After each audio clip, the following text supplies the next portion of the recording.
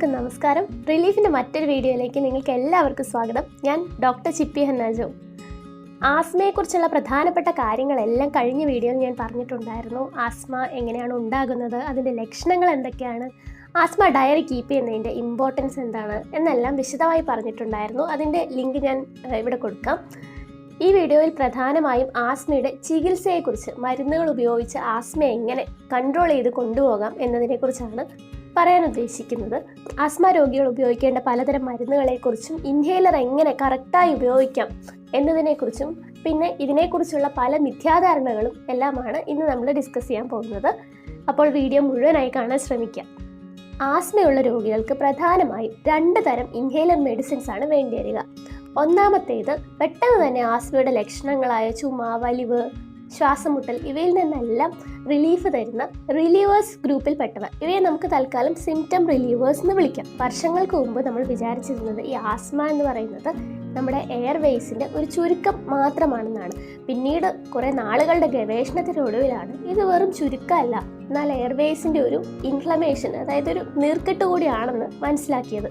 ഇത് തിരിച്ചറിയുന്നതിന് മുന്നേ തന്നെ ആസ്മയുടെ ചികിത്സയ്ക്കായി നമ്മൾ ഈ ചുരുക്കം വികസിപ്പിക്കുന്ന മരുന്നുകളായ സാൽബ്യൂട്ടമോൾ അടങ്ങിയ മരുന്നുകളായ അസ്താലിൻ, ലിവോലിൻ എന്നിവയായിരുന്നു ഉപയോഗിച്ചിരുന്നത്. ഇത് മാത്രം ഉപയോഗിച്ച് കഴിഞ്ഞാൽ അവിടുത്തെ നീർക്കെട്ട് കുറയുന്നില്ല. ഇത് ഏകദേശം നമ്മൾ പല്ലുവേദനയ്ക്ക് വേദന സംഹാരി കഴിക്കുന്ന പോലെ ഇരിക്കും. വേദന കുറയും, എന്നാൽ കേട് മാറുന്നില്ല അതുപോലെ. അപ്പം നമുക്ക് ശരിക്കും എന്താ വേണ്ടത്? എയർവേസിൻ്റെ ചുരുക്കം കുറയ്ക്കുന്ന ലിവോലിൻ, അസ്താലിൻ പോലുള്ള മരുന്നുകളുടെ ഒപ്പം തന്നെ എയർവേസിൻ്റെ നീർക്കെട്ട് കുറയ്ക്കുന്ന ഒരു മരുന്ന് കൂടി വേണം. അതിന് ഏറ്റവും ഫലപ്രാപ്തി തരുന്ന ഒന്നാണ് ലോ ഡോസിലുള്ള സ്റ്റീറോയിഡ് ഇൻഹേലറുകൾ. ഇനി നിങ്ങൾക്ക് ഈ ആസ്മ എന്നും നിങ്ങളെ അലട്ടുന്ന നിരന്തരം ലക്ഷണങ്ങൾ വന്നുകൊണ്ടിരിക്കുന്ന ഒരു അസുഖമാണെങ്കിൽ നമുക്ക് ഈ സിംറ്റം റിലീവേഴ്സിൻ്റെ കൂടെ തന്നെ ഇടയ്ക്കിടെ ഈ ആസ്മ വരാതിരിക്കാനുള്ള പ്രിവെൻറ്റീവ് മെഡിസിൻസ് ആവശ്യമുണ്ട്. അതിനെ നമ്മൾ കൺട്രോളേഴ്സ് എന്ന് പറയും. ലോ ഡോസ് സ്റ്റീറോയിഡ് ഇൻഹേലറുകൾ തന്നെയാണ് നമ്മൾ ഇതിനായി ഉപയോഗിക്കുന്നത്. അപ്പോൾ പ്രിവെൻറ്റീവായിട്ട് യൂസ് ചെയ്യുന്ന സ്റ്റീറോയിഡ് ഇൻഹേലറുകൾ നമ്മൾ ഡെയിലി ഉപയോഗിക്കണം. അപ്പോൾ നമുക്ക് ഒരു സാധാരണ ജീവിതം നയിക്കാനാകും. ഇടയ്ക്കിടെ വരുന്ന ആസ്മ അറ്റാക്കുകളുടെ എണ്ണം കുറയും. അപ്പോൾ നിങ്ങൾ ചോദിക്കും, ഈ ലോ ഡോസ് സ്റ്റീറോയിഡ് ഇൻഹേലറുകൾ എന്നും ഉപയോഗിച്ചാൽ എങ്ങനെയാണ്, അത് സേഫ് ആണോ എന്നൊക്കെ.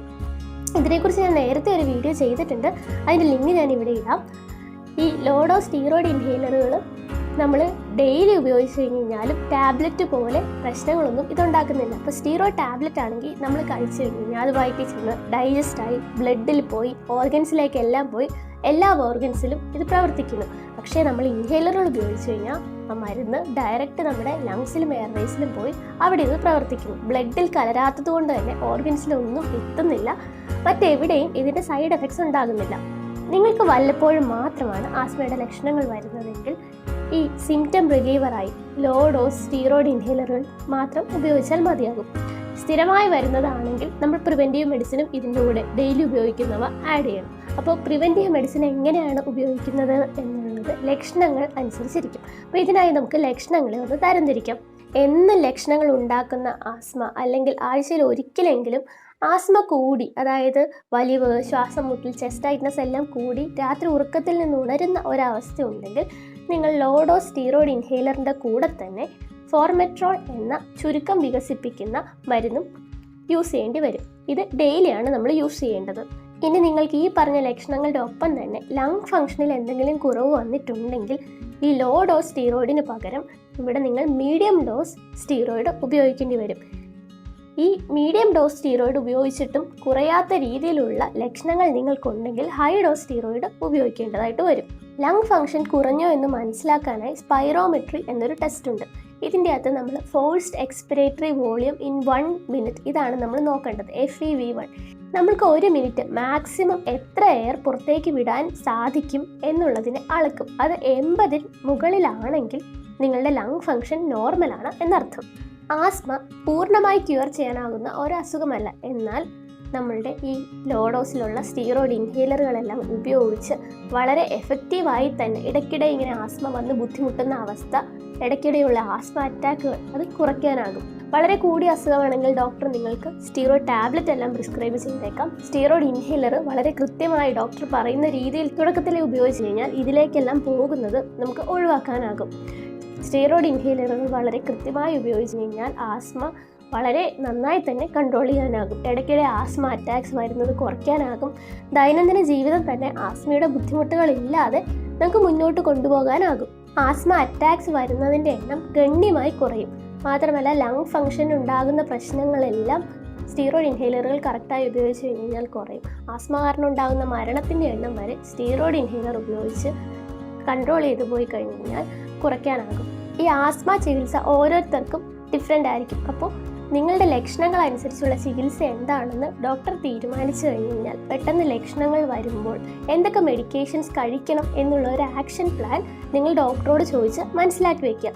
എന്നിട്ട് ഈ ആക്ഷൻ പ്ലാൻ നിങ്ങളൊരു പേപ്പറിൽ എഴുതി ആ പേപ്പർ എപ്പോഴും നിങ്ങൾ എവിടെ പോയാലും കൂടെ കരുതുക. അപ്പോൾ പെട്ടെന്ന് നിങ്ങൾക്ക് ബുദ്ധിമുട്ടുണ്ടായാൽ മറ്റുള്ളവർക്ക് നിങ്ങളെ സഹായിക്കാനാകും. ഇൻഹേലർ ഉപയോഗിച്ച് തുടങ്ങിയിട്ടും ആസ്മയുടെ ലക്ഷണങ്ങൾ കുറയുന്നില്ല എന്നുണ്ടെങ്കിൽ ഒരുപക്ഷെ നിങ്ങൾ ഉപയോഗിക്കുന്ന രീതിയിൽ ചിലപ്പോൾ തെറ്റുണ്ടാകും. അപ്പോൾ കറക്റ്റായി ഇൻഹേലർ ഉപയോഗിക്കുന്നത് എങ്ങനെയാണെന്ന് നമ്മൾ മനസ്സിലാക്കിയിരിക്കണം. ആദ്യം ഒന്ന് പതിയെ ശ്വാസം എടുത്തു വിടണം. എന്നിട്ട് ഇൻഹേലറിൻ്റെ ക്യാപ്പ് ഊരി നന്നായി ഷെയ്ക്ക് ചെയ്യുക. പുതിയ ഇൻഹേലറാണ് അല്ലെങ്കിൽ കുറച്ച് നാളായി ഉപയോഗിക്കാതെ വച്ചിരിക്കുന്ന ഇൻഹേലർ ആണെങ്കിൽ 2 തവണ മെഡിസിൻ പുറത്തേക്ക് പ്രസ് ചെയ്ത് കളയുക. ശേഷം ഇൻഹേലർ വായിൽ വെച്ച് ശ്വാസം ഉള്ളിലേക്ക് വലിക്കുക. നമ്മൾ ശ്രദ്ധിക്കേണ്ട കാര്യം ശ്വാസം ഉള്ളിലേക്ക് വലിക്കുന്നതിനോടൊപ്പം തന്നെ വേണം നമ്മൾ ഇൻഹേലറിൻ്റെ മുകൾ ഭാഗത്ത് പ്രസ് ചെയ്യാൻ. ഇത് രണ്ടും ഒന്നിച്ചായിരിക്കണം. 5-6 സെക്കൻഡ് ശ്വാസം പിടിച്ചു വെച്ച ശേഷം ശ്വാസം ഇൻഹേലർ മാറ്റി പുറത്തേക്ക് വിടാം.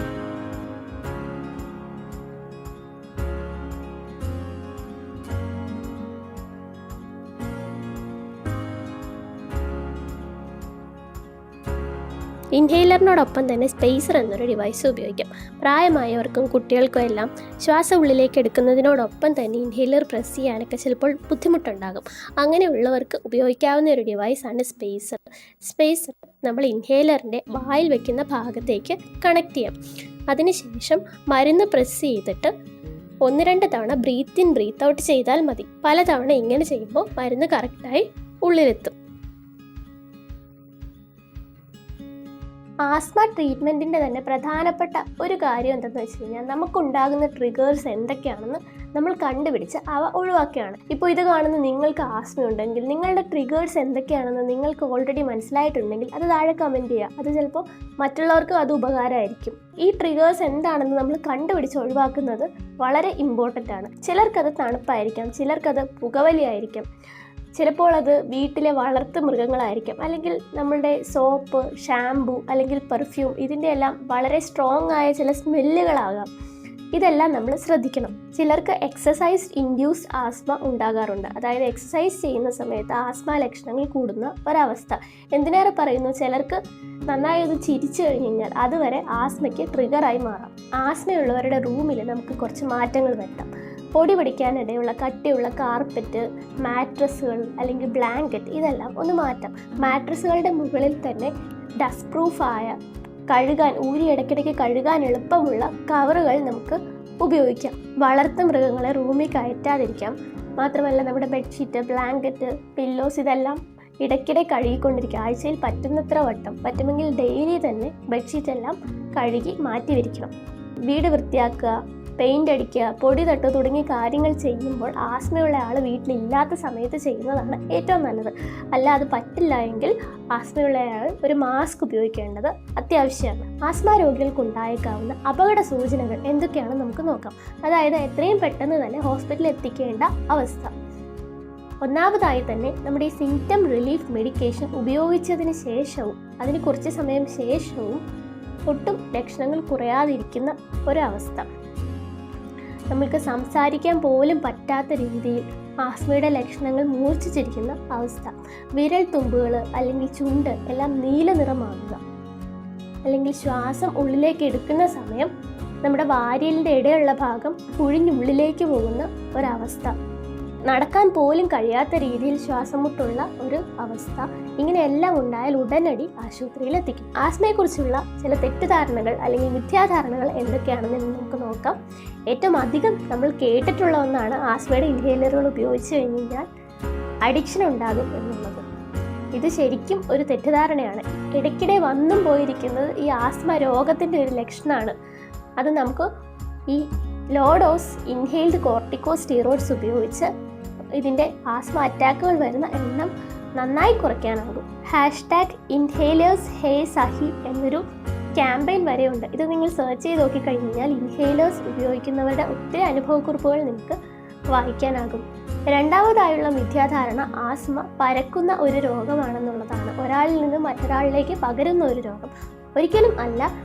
ആസ്മ ഉണ്ടാക്കുന്നത് ഒരു രോഗാണുമല്ല. അതുകൊണ്ട് തന്നെ ഒരാളിൽ നിന്നും മറ്റൊരാളിലേക്ക് ആസ്മ ഒരിക്കലും പകരില്ല. എന്നാൽ തലമുറകളിലേക്ക്, അതായത് ആസ്മയുള്ള പേരൻസിന് കുട്ടികളിൽ ആസ്മ ഉണ്ടാവാനുള്ള സാധ്യത കൂടുതലാണ്. അങ്ങനെ വരാനിടയുണ്ട്. മൂന്നാമതായി ആസ്മ വലിയ ആളുകളിൽ, അതായത് അഡൽട്സിൽ മാത്രം വരുന്ന ഒരു അസുഖമാണ്. ഇത് തെറ്റാണ്. ആസ്മ കുഞ്ഞുങ്ങളിലും പ്രായമായവരിലും എല്ലാം, ഏത് വയസ്സുള്ളവരിലും ഒരുപോലെ തന്നെ വരാവുന്ന ഒരു അസുഖമാണ്. ഇപ്പോൾ ആസ്മയെക്കുറിച്ചുള്ള ഏകദേശം കാര്യങ്ങളെല്ലാം ഞാനിവിടെ പറഞ്ഞു എന്ന് ഞാൻ വിശ്വസിക്കുന്നു. നിങ്ങൾക്ക് ഇതിനെക്കുറിച്ച് എന്തെങ്കിലും സംശയം ഉണ്ടെങ്കിൽ നിങ്ങൾക്ക് താഴെ കമൻറ്റ് സെക്ഷനിൽ ചോദിക്കാം. ഈ വീഡിയോ ഇഷ്ടമായെങ്കിൽ നിങ്ങൾ ചാനൽ സബ്സ്ക്രൈബ് ചെയ്യുക. ഇതുപോലുള്ള ഇൻഫോർമേറ്റീവ് വീഡിയോസുമായി വീണ്ടും വരാം. നന്ദി.